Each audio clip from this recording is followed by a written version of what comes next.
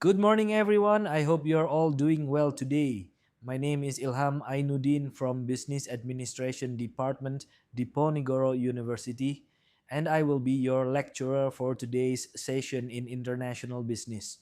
Today, we are going to discuss a very important topic, which is international trade and policy. Before we begin, I would like to ask a simple question. How many of you are using products made from different countries today? For example, your smartphone might be designed in the United States, assembled in China, and use raw materials from Africa. This simple example already reflects how interconnected our world is. That is why understanding international trade is not only important for economists, but also for business professionals, policymakers, and even consumers. In today's session, we will not only learn theories but also connect them to real world practices. We will discuss why countries trade, how global institutions regulate trade, what kinds of barriers exist, how regional agreements shape markets, and how companies respond to trade policies. So, I encourage you to think critically during this session and relate the concepts to real business situations. Let's begin with the basic concept of international trade.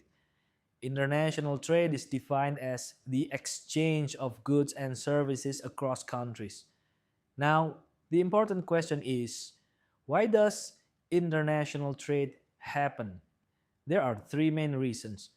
First, differences in resources. Not all countries have the same natural resources. For example, Indonesia has abundant natural resources such as palm oil and minerals, while countries like Japan have limited natural resources. Second, comparative advantage. This is a very important concept in international economics. It means that countries who specialize in producing goods that they can produce more efficiently compared to others. For example, Vietnam may specialize in textile production due to lower labor costs, while Germany specializes in automotive manufacturing due to advanced technology. Third, differences in technology and productivity. Some countries are more advanced in innovation, automation, and research, which allows them to produce high value goods. Now, what are the goals of international trade? There are three main goals: improving well being, expanding consumer choices, increasing global efficiency. For example, without international trade, consumers would have very limited product choices. Imagine if Indonesia could only consume domestically produced goods. Many products like iPhones, Korean cosmetics, or European fashion would not be available. So, international trade is essential for both economic growth and consumer satisfaction. Now, let's talk about the role of the World Trade Organization, or WTO. The WTO is a global institution that regulates trade between countries. Its main role is to create a stable and predictable trading environment. There are three key functions of the WTO. First, setting global trade rules. These rules ensure that countries follow agreed standards when conducting trade. Second, resolving trade disputes. Sometimes countries disagree. For example, when one country accuses another of unfair trade practices, the WTO acts as a mediator in such disputes. Third, promoting free and fair trade. This means reducing unnecessary barriers while ensuring fairness. Now let's discuss the two key principles. The first is most favored nation, or MFN. This means that if a country gives special treatment to one trading partner, it must give the same treatment to all WTO members. The second principle is national treatment. This means that once foreign goods enter a country, they must be treated the same as domestic goods. These principles are important because they prevent discrimination and promote the equality in global trade.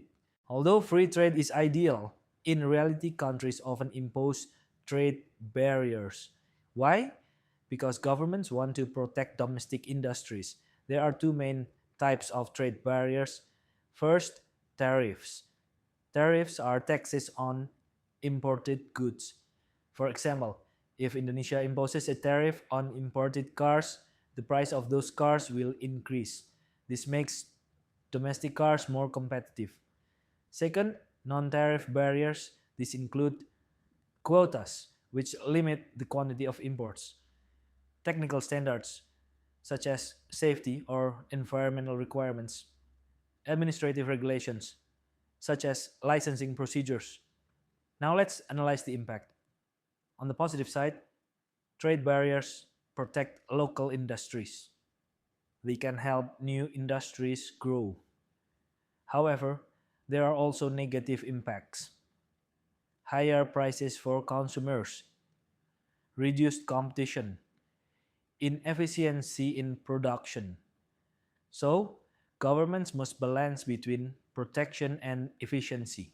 To overcome trade barriers, countries form regional trade agreements. These agreements aim to facilitate trade among member countries. The benefits include tariff elimination, market integration, increased investment. Now let's look at some examples. ASEAN has AFTA and AEC. Europe has the European Union agreements. There is also CPTPP in the Asia Pacific region. These agreements create larger markets which are very attractive for businesses. For example, companies can produce in one country and sell to multiple countries with lower barriers. Now let's focus on AFTA. AFTA is designed to reduce tariffs among ASEAN countries. Its objectives include increasing regional trade, enhancing competitiveness, creating a production base. This means companies can distribute production activities across ASEAN countries. For example, raw materials may come from Indonesia, manufacturing in Vietnam, and distribution in Thailand. This creates an integrated regional value chain. AEC is more comprehensive than AFTA. It aims to create a single market in ASEAN. Key features include free flow of goods, partial liberalization of services, investment facilitation, skilled labor mobility limited. This makes ASEAN more competitive globally. For businesses, this means easier expansion, lower operational barriers, more investment opportunities. However, challenges still exist, such as differences in regulations among countries. The European Union has one of the most advanced trade systems. EU agreements are very comprehensive and legally binding. They cover not only trade but also investment, intellectual property, environmental protection. This creates a stable environment for businesses. For example, companies investing in EU partner countries have strong legal protection. This is why many multinational companies prefer operating in regions with strong trade agreements. The CPTPP is considered a high standard trade agreement. It includes modern issues such as e commerce, digital trade, regulatory alignment. This is very important in today's digital economy. For example, companies like Amazon or Alibaba benefit from clear digital trade rules. CPTPP shows how trade agreements are evolving to adapt to technological changes. Let's analyze the US China trade war. This is one of the most significant trade conflicts in recent years. The main issue was increasing tariffs between the two countries. What happened? Global supply chains were disrupted. Companies that relied on China for production had to rethink their strategies. Many companies moved their factories to Southeast Asia, including Vietnam and Indonesia. This shows how trade policy can directly influence business decisions. Indonesia implemented a policy banning nickel exports. The goal was to encourage downstream industries, Instead of exporting raw materials, Indonesia wanted to produce finished goods. This policy attracted foreign investment, especially in battery industries. However, it also created trade disputes at the WTO. This case shows that trade policy can create both opportunities and challenges. To conclude, international trade is shaped by policies, institutions, and agreements. Trade policies affect production decisions, cost and pricing, innovation, risk management. Businesses must be adaptive. Those who fail to adapt may lose competitiveness. Thank you very much for your attention. I hope this session has provided valuable insights. Now, I would like to open the discussion.